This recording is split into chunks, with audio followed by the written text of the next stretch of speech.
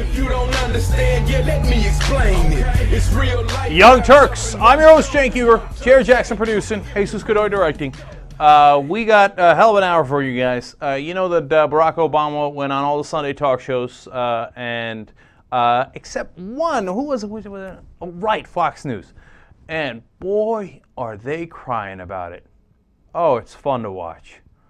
Oh, Chris Wallace is going to talk to Bill O'Reilly, and there's so many good things in this clip. I don't know where to begin or end, but let's have fun. Let's watch the clip first, and then come back and make fun of it. Clip number 2. We try to be fair to the president. He doesn't seem to like us very much. On Sunday, he's doing all the chat shows except for Fox News Sunday, starring Chris Wallace, who joins us now. He just doesn't like you.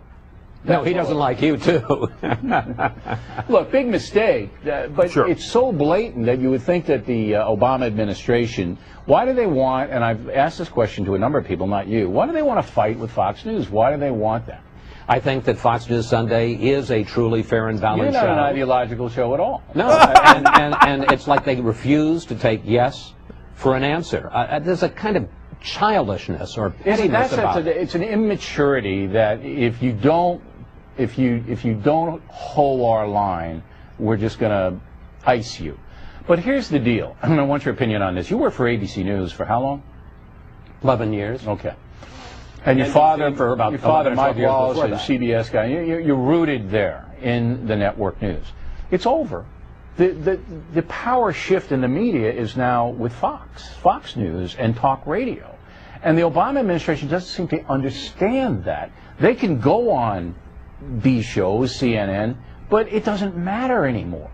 We matter because the people that need to be persuaded are watching us, the independents who make the call. Absolutely. And the fact that they would go and self-consciously do CBS and ABC and NBC and CNN and Univision. I mean, you know, I'm not in any way denigrating Univision, but it is not on the regular roster of Sunday talk shows. Frankly, I think elevates us. These guys, everything is personal. I got to tell you, Bill, everything. They are the biggest bunch of crybabies I have dealt with in my 30 years in Washington. And I can't... They constantly are on the phone or emailing me complaining, well, you had this guest, or you did this thing. I mean, they are working the umps all the time. I think it works with the others. It doesn't work with me. Well, but it's not working for them.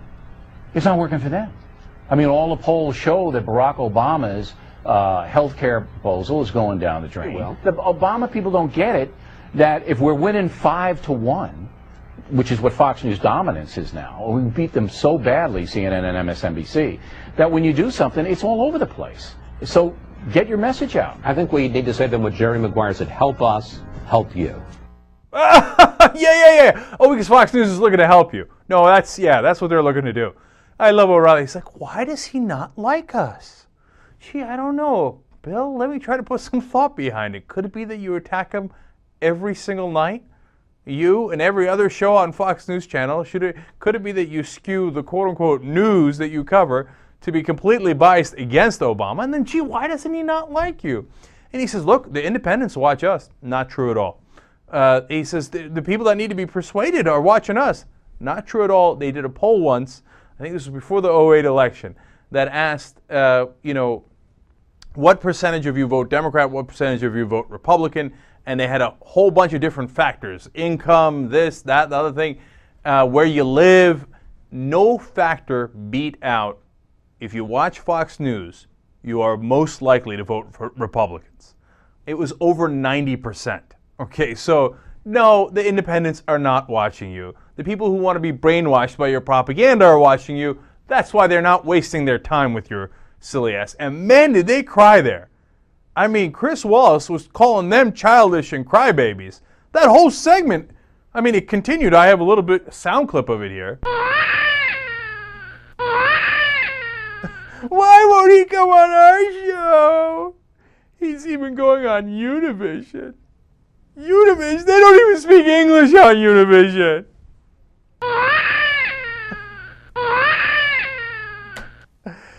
And then final two things. It's a big mistake not to come on Fox. Big mistake. Yeah. We'll see if he can recover from that mistake. And then he says, come on now, Chris, your show is not an ideological show. Come on, how do they say it with a straight face? How do they do it? It's like me telling George Bush, no, come on the show. It's not an ideological show. No, don't worry. All right.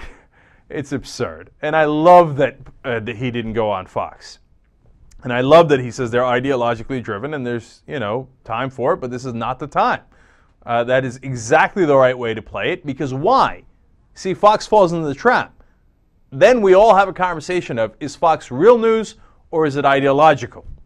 And everybody knows the answer to that question. But before, the media used to make the mistake of treating them as if they were a legitimate news organization, which they still do from time to time. That's why it's very smart of Obama to, in this subtle way, to point out to people, hey, remember, they're not news. They're ideological. And there's a place for that. But don't mistake them for bringing you actual facts. So, now, if all that crying wasn't enough, then they're going to go on Fox News Sunday, the show he wouldn't appear on, that is not at all ideological, as you're about to find out. Okay, and cry some more. And we got Britt Hume here, Chris Wallace, and then Paul Gigot, I believe, from the Wall Street Journal. Let's watch. What is President Obama getting for all that exposure? Less and less. I think that this presidency has proceeded from a kind of assumption that Barack Obama's personal wonderfulness would be a major part of his success diplomatically and politically. And they have sought to deploy him, he and his aides, at every turn. He turns out, I think, in the end, to be an exceptionally appealing and charming man, enormously likable, but oddly not persuasive. All of the speeches he's given, including the one to the joint session, which is a tremendous platform, have not, in the end, moved the needle on the policies that he's trying to put across effectively. The White House has issued a statement this weekend about its decision to exclude Fox from the Sunday Blitz, and we want to put it up. We figured Fox would rather show So You Think You Can Dance than broadcast an honest discussion about health insurance reform. Fox is an ideological outlet where the president has been interviewed before and will likely be interviewed again. Not that the whining particularly strengthens their case for participation anytime soon. Well, of course, CNN has no ideological predispositions at all. So, I mean, I think all White Houses play favorites. This one plays favorites, too. Sometimes Fox has benefited in the past. Sometimes other people benefit from when presidents are trying to make a case. We benefit at the Wall Street Journal when the Treasury of any administration is trying to sell an economic issue. I think that they're missing a big audience. They're missing a chance to come on here. But so if I were this White House, I wouldn't play favorites like that. I think it does tend to make them look a little small-minded. Yeah. But in the end, they think it's useful. Wear it as a badge of honor. Let's assume, Chris, for the sake of discussion, that he were to come on this program and be interviewed by you. You would do, as you do with all guests, a searching interview with a lot of tough questions. He'll get some of those tough questions elsewhere as well. He would do, as he does, well with those questions. He will field them, he will answer them, and he will reach a larger audience. Maher makes the point that they think he ought to reach out to as many people as he can. Skipping a large outlet like ours with a cable channel in addition to the broadcast outlets on which this appear seems to me to be at war with that strategy. Not talking just about us, but just the attitude of this White House. Whatever happened to reaching out to all Americans? This is about reassuring Democrats because they're going to have to pass this on a partisan vote almost totally. They know that increasingly. This is about giving them cover and saying the president is going to be with you and fight for you if you have to walk out on a limb and vote for a bill that the majority of the people, American people, oppose, which is the case now. All right. There's so much of that I love as well. They put up the quote of Obama calling them an ideological network, doing him an enormous favor. Nice job, morons. Honestly. Because that's the point he's trying to drive home, and you help him drive it home, and then you all bash him, thereby proving his point. Okay? Like he was going to get a fair shake with you guys. Remember, look, people don't talk about this contrast enough. Remember Chris Wallace interviewed Bill Clinton, and they nearly got into a fight, right? I mean, verbally, they did get into a fight. And then he interviewed Cheney from inside Cheney's ass. You remember? We showed you the clips. And he's like, "Oh, sir, it is a great honor to have you here. Thank you so much. Oh, your book was brilliant and it made brilliant points. Oh, you're quite right about torture and how it saved this country, and I can't see how people can't see that." The difference between the Cheney interview and the Clinton interview was comical. So, gee, I wonder why they think that they might interview based on ideology on Fox. I can't quite figure that out. And then, of course, as usual, Brit Hume lied and gives you a sense of how they skew things. He said he's not very he thinks he could persuade people with his personal wonderfulness. Do you remember them saying that about Bush or Cheney, as whenever they went on to do all the shows, including the Fox News shows? Did they ever say, Bush thinks he can come on here with his personal wonderfulness and, convince us? Huh. No, they were like, oh, the president is here. Your Honor, yes, sir. Our beloved president. Yes, sir. Yes, sir. Yes, sir. Okay. I don't remember any of those kind of snide, demeaning comments, right? But anyway, he said in his lie, he's not very persuasive, though, because when he went in front of the joint sessions of Congress and gave that speech, it didn't move the needle. That's flat out not true. We showed you the polls exactly right after the show, after the speech on our show, where the polls went up considerably. In Ohio, right now his poll numbers are as good as they were the day that he was inaugurated. So that speech, whether you liked it or didn't like it, and I had some issues with it, the substance of it, it definitely worked. But Fox doesn't care to cover the actual numbers or the facts or the figures. They want to just smear the guy. But we all know that. All right, so I'm moving on from that. But on one last thing on Obama's appearances. And for that, we're going to go to ABC's This Week. Peggy Noonan has been driving me crazy lately. She believes that whispering is a way of showing seriousness, that if she whispers enough, she'll sound really serious. And so she's going to talk about how Obama's just talking too much to the press. This is such a made-up so-called controversy or issue. It's annoying. But all right, let's listen to Peggy Noonan, then I'll rip her on. I think the president is doing what he's doing now, being all over today and the past few weeks. He's doing it because he can, because people do what they know how to do. No one's going to turn it down. Because this is his way, because everybody will say yes. I don't think it's about the media environment, but I do think the media environment allows a modern leader to be something subtly damaging, and that is boorish. Oh, please. They get their face in your face every day, all the time. It's boorish, and it makes people not lean towards you, but lean away from you, no matter what the merits of the issue, and the merits of this issue are not such great merits. What we have here is a very new president. He's only been here for 10 months. He is a young man. He didn't have deep, long, profound experience. He is attempting right now to change, 18% of the GNP of the United States of America, changing how it works, health care. This is problematic on the face of it. People will argue about that, but on top of that, people are thinking about, in America, the economy, unemployment, war and peace, 2 wars that are going. This president, who is new and young, comes along and says, oh, that's not the issue is health care. It seems not like a program, but a non sequitur, and it angers people. Who does it anger, Peggy? Does it anger you that he actually wants to address health care after your Republican butt boys left it alone for the last 30 years and didn't do a damn thing about it, including the man you worked for, Ronald Reagan? It angers this young man. How dare he? Where's this health care concern coming from anyway? I'm perfectly happy with my health care. I'm stinking rich. And I haven't gotten sick yet. So I'm perfectly happy with it. Oh, I hear that people have issues with health care? Where did that come from? Oh, we were in the middle of discussing wars that we had started. How boorish. Something about her grates on my last nerve, man.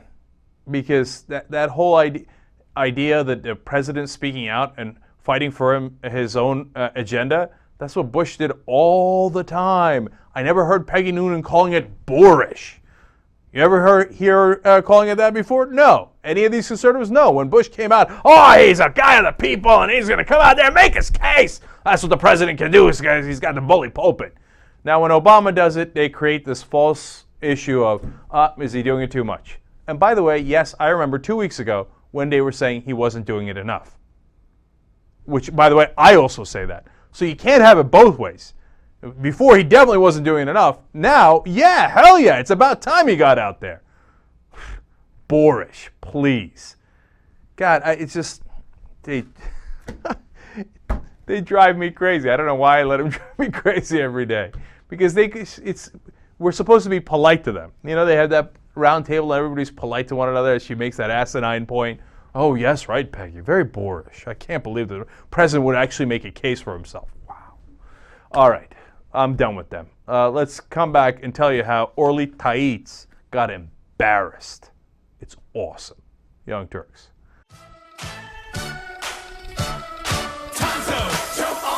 All right, back on the Young Turks. This is a fun story. Of course, everybody remembers Orly Taitz. She's the queen birther. She's the one bringing the cases saying that Barack Obama is not a legitimate president of the United States because he was not born in the United States of America. One of those cases just recently got dismissed at the U.S. District Court level. Judge Clay Land said that it had absolutely no merit and that he is sanctioning her for her actions and that she's got to pay up $10,000 because she brought a frivolous lawsuit. Well, and he said, look, don't pursue this any further. So she, of course, pursued it further and filed more papers with the court. Well, then a funny thing happened. The person she was representing, so-called representing, Captain Connie Rhodes, said, whoa, whoa, whoa, whoa. I didn't ask her to do that. I've had enough of this. I'm deploying to Iraq. Now, that was the issue in the first place. She said, look, I asked for if there was a lawful order for me to deploy to Iraq. It turns out there was, so I'm going. And she actually apparently deployed on September 18th. But before she did, she wrote this. I did not authorize it, referring to a further continuing with this case and the new motion that Taitz filed supposedly on her behalf. She said, I did not authorize it and do not wish to proceed. Ms. Taitz never requested my permission, nor did I give it.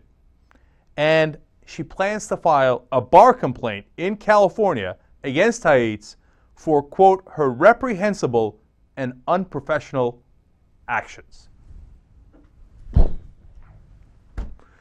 So now she's out $10K. She's got a bar complaint against her, which apparently is the second one against her. And her own client is saying that her actions were reprehensible and unprofessional. That's what happens when you get your law degree online. No. That's not the main problem. Although apparently that's part of the problem because she doesn't seem to understand the law very well. But the real problem is she's cuckoo for Cocoa Puffs. And Captain Rhodes said, look, I didn't think that this was going to be a political witch hunt and some sort of political, diatribe against the president. Now, I don't know how, genuine she is being about that, but she obviously thought that it went way, way too far. So she's like, I'm outie, man. I got no interest in staying with this lady. In fact, could you go ahead and sanction her again for me? So that's got to be a heavy blow for the birther movement because this was their main thing. A case has been filed. It has been filed at the U.S. District Court level. Well, it just got bitch slapped. And your main lawyer just got sanctioned. So what do you have left? Not much. All right. You've even lost your client. Now, going from embarrassing Republicans to embarrassing Democrats. Did you guys see the news from over the weekend? John Edwards. All right. Now, first of all, of course, as I told you, is the child his? Of course! We had an affair with Rael Hunter. He came out and admitted the affair and then came out and said, oh, but the kid's not mine. I know it's not mine. I was like, how do you know it's not yours? You had an affair with her, right? And it was an absolutely ridiculous proposition. Besides, John Edwards lies all the time, right? So I came out on the show and I pounded the gavel and I said, hell no. Okay, if you go on the Maury Povich show, he will tell you, you are the father! Okay, and so now we find out news that he's considering admitting that he's the father. Of course, of course, of course. All right, now, but that's not enough to even do the story. It's so obvious. But some details are coming out. one of his trusted associates, the guy who handled Rielle Hunter for him, got her the house and made all the arrangements. They've had a falling out. So he's going to write a book about how all this went down. And he tells some interesting details, including two of the top political donors for John Edwards secretly funneling money to Rielle Hunter, the mistress that you see there, so that they could make this problem go away and communicate with the candidate as little as possible to make sure that his hands are clean on it, right? But that this is how things get done, and I found that really interesting. One of them is like a 95-year-old lady from Manhattan. Another one's someone who happened to pass away since then. But that when somebody gets in trouble, they have a way of cleaning this stuff up. So they do that with their money, but that's gone now. And now the guy who was one of his advisors writing this book and telling all this stuff. But here comes the devastating detail. He apparently had promised Rielle Hunter, "Don't worry, when my wife dies, we'll have a rooftop wedding, and I'll have the Dave Matthews Band there."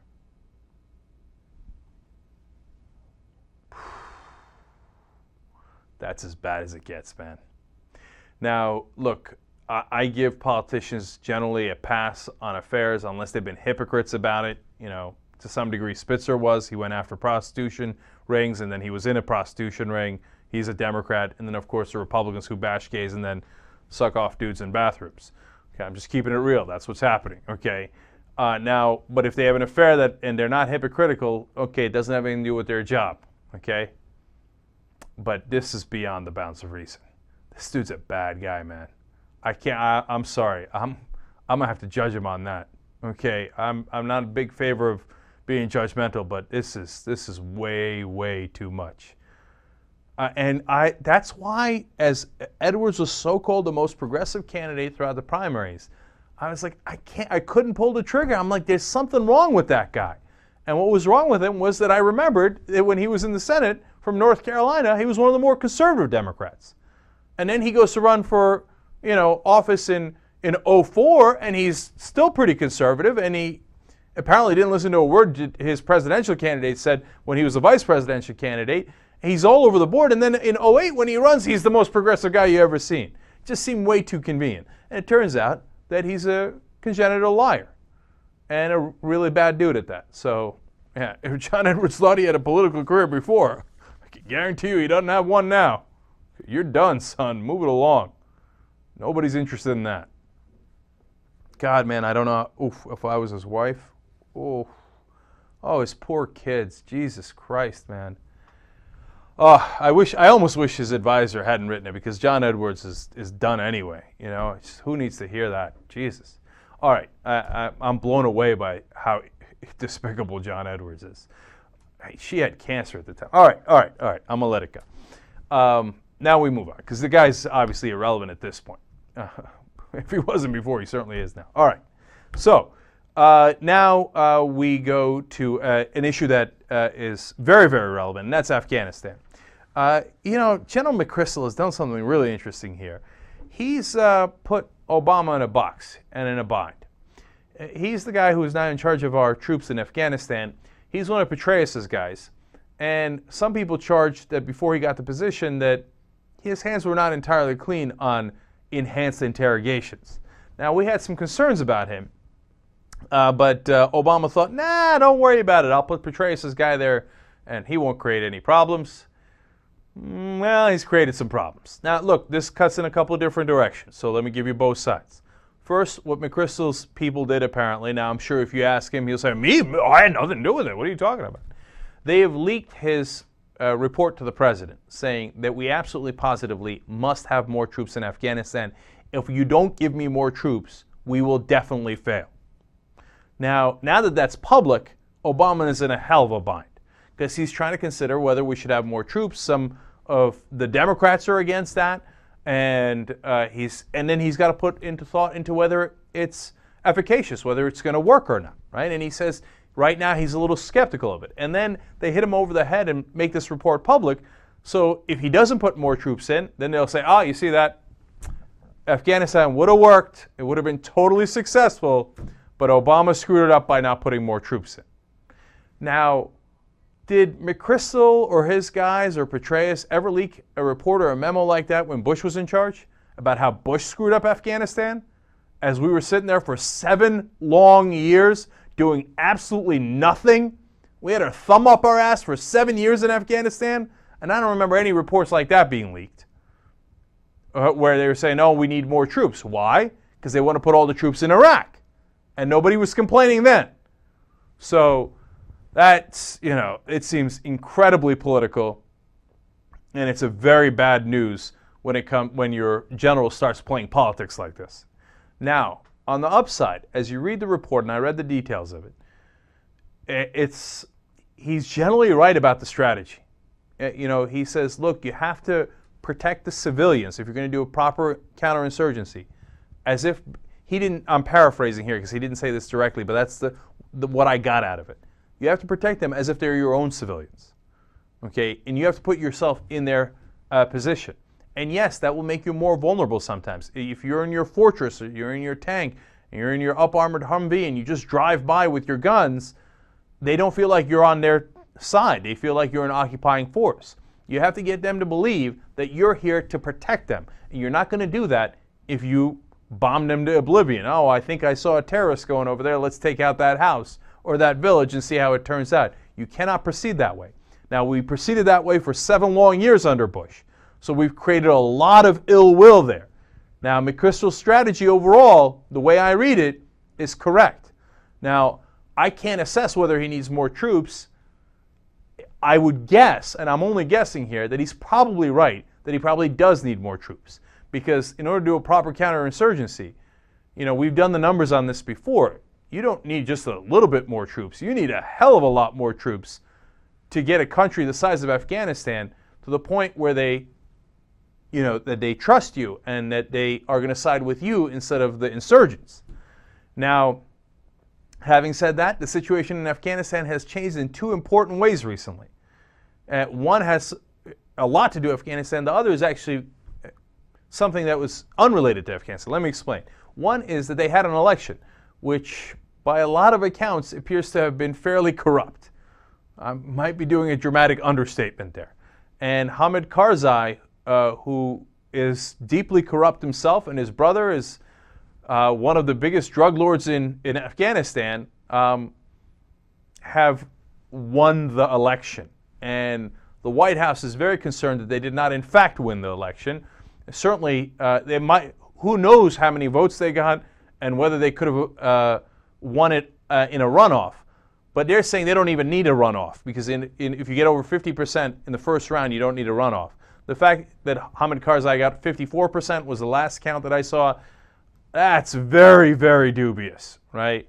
So now we're propping up a government that doesn't really have Afghanistan's best interests in mind, the people's best interests in mind. And that's a losing strategy. That's never going to work. And then I read further into McChrystal's report, and then there was a second cause of concern.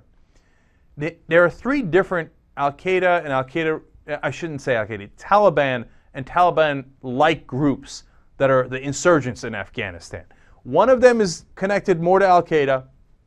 One of them is Mullah Omar, the guy who used to run the Taliban, who is now less connected to Al-Qaeda. And then there's a free agent, Gulbuddin Hekmatyar, who's, just basically trying to make as much money as he can, and he'll work with whoever he thinks is to his advantage, okay?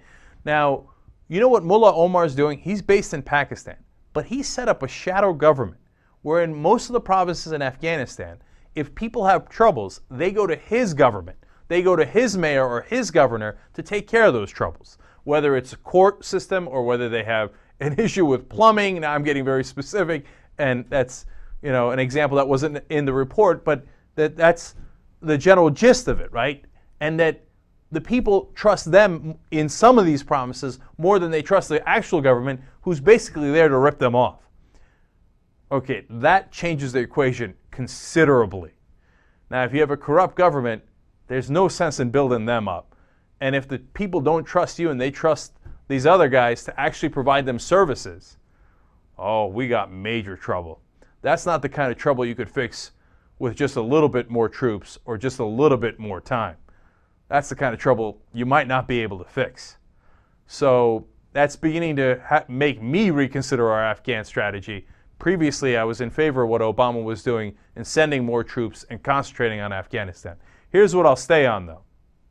We don't leave until we get bin Laden and Zawahiri. I think we're close there, and I think we'd be crazy to leave before that happened. After that, well, we got to reconsider a little bit. And then the thing that was not related to Afghanistan that also makes me reconsider a little bit is what happened in Somalia. Remember I told you they took out one of the top Al-Qaeda figures in that portion of Africa? And you know how they did it? I actually didn't tell you this. They swooped down in a helicopter with special ops. Now that was a badass operation, man. To come down in the middle of Somalia with helicopters, swoop down, get the guy, get out. And they picked up his body too, to make sure that they did DNA testing. And a couple of other associates that they got along with him.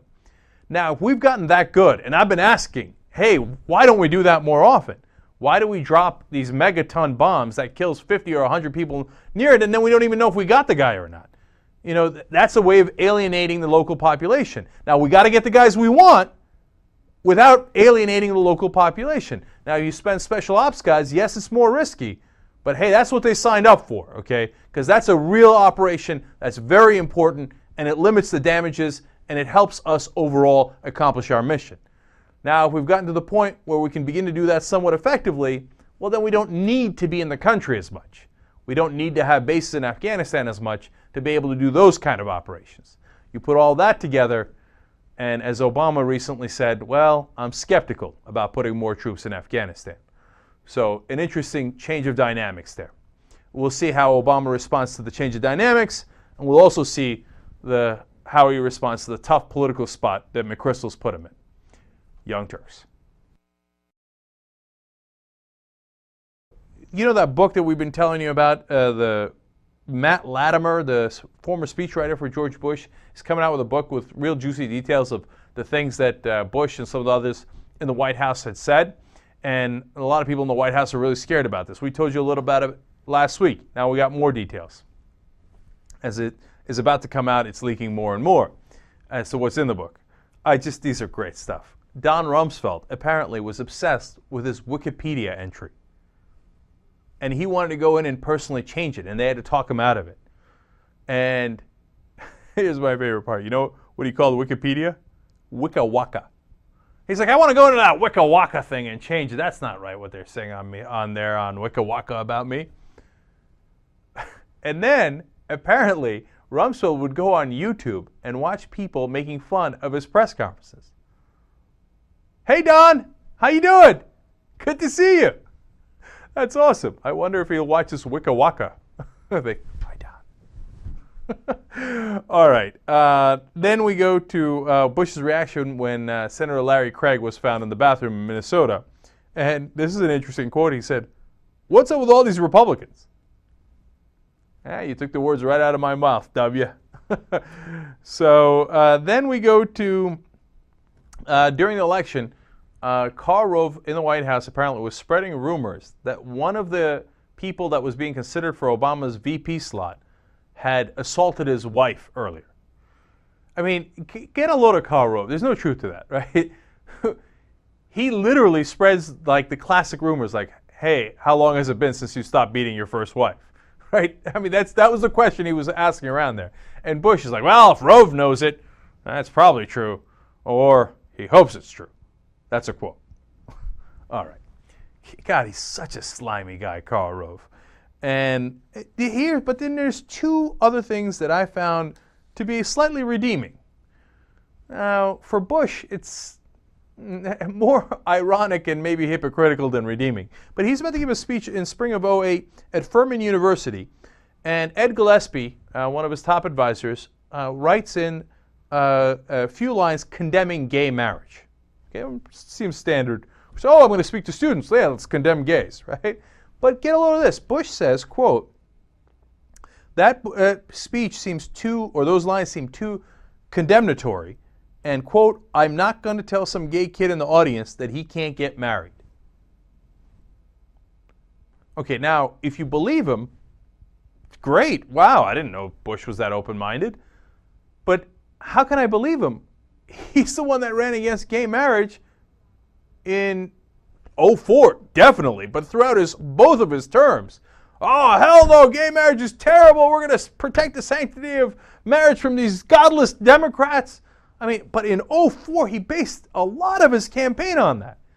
And now in 08, he turns around and says, I'm not going to tell some gay kid that he can't get married. You didn't just tell him that.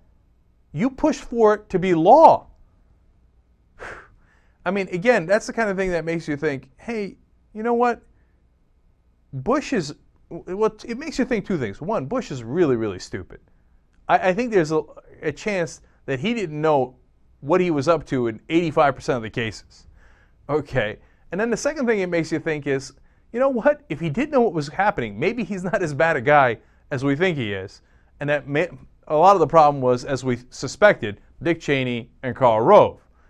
But don't get me wrong. The third thing I think is, I'm not letting them off the hook. You don't pass all those laws. You don't run all those political campaigns. You don't beat up gay people in this country and at the end and go, what, me? No, I don't want to discriminate. I don't want to tell that poor kid he can't get married. No, that's not buying it. Even if I did buy it, definitely not good enough. Now, on one that is a little redeeming and that I feel a little proud for calling this all along. Turns out Laura Bush is pretty much a Democrat. Here's a quote from the book. She was secretly a Democrat for all intents and purposes, though it really wasn't much of a secret. Now, because every time you hear her speak, she seems to be saying something that's tempering what Bush is saying, to say the least. Now, she sticks up for her husband, of course. Of course she's going to do that. But I told you, she's not that bad. Now, again, you could say, hey, too little, too late. She should have done something while she was in the White House, et cetera, et cetera. I hear you. But she wasn't the president. So Laura Bush turns out much more of on the left than anyone else in the White House. Finally, cute little thing not about the White House, but about Republicans. Apparently, Republican Susan Collins of Maine throws hissy fits and writes emails in the middle of the night, angry emails to the White House, to her staffers, to everyone, because she thinks Olympia Snowe gets better coverage. She's the other Republican senator from Maine. She's like, how come I don't get her good coverage? I want better PR. Okay, Susan, go out and create it. I don't know. What are you whining to me for?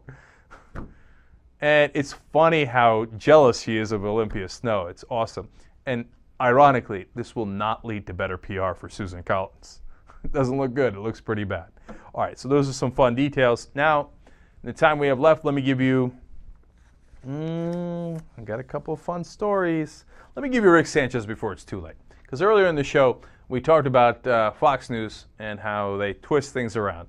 Well, Rick Sanchez is onto them. He talked for the first 5 minutes of this clip that we've cut out here about how Fox News put out an ad saying CNN and the rest of the networks did not cover the 9/12 protests, the teabaggers. And then Rick Sanchez showed clip after clip from CNN of them covering the 9/12 protests. And that's fine, and that's a tit for tat between CNN and Fox. But here's where it got interesting at the end, when he explained to Fox the difference between covering a story and promoting a story. Let's pick it up right there, clip number 6.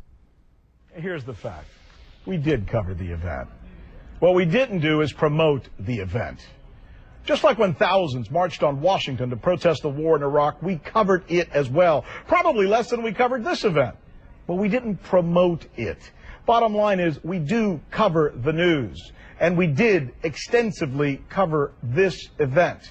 We didn't promote the event. That's not what real news organizations are supposed to do. We covered the event. I would invite you to look into that distinction between those two words, promote and cover. Cover is kind of like a fair and balanced way of doing things. You get it? You might want to look into that. It's about letting Americans make up their own minds. Let me cut to the chase. When thousands of Americans showed up at the nation's capital to protest big government, we covered it with 4 correspondents, 2 satellite trucks, multiple live interviews, lawmakers on the record, and conversations with attendees. By the way, we put a call into Fox News for a comment, and we expect an apology. but we're still waiting. Let me address the Fox News network now, perhaps the most current way that I can, by quoting somebody who recently used a very pithy phrase. 2 words. It's all I need. You lie. Booyah! You know what was great? Did you hear in the background the people going, "Oh, wow, what did he just said?" I love the CNN. It's like such a thing. Like, I can't believe it. Fox tears you to shreds every single night. So it's like such a scandal when Rick Sanchez fights back. But man, bless his heart. You know why other anchors don't do it? This is an important point. Because they want to get hired. They think they might get hired by Fox News on another day. So they don't want to close off their options. But Rick Sanchez, you know what? He's not playing. He's like, I'm going to tell you right now, you guys lie. And you lied with that ad, and you do it all the time. And then it was perfect, because then we found out there was a producer from Fox News. We got video of it, her riling up the crowd and promoting the event instead of covering the event. And of course, they promoted the event on all the Fox News shows, and then they get to the crowd, and they're like, put your hands up in the air, and they get them all riled up. Sanchez giving it to him like it is, man. Way to go. Excellent job. All right, Young Turks.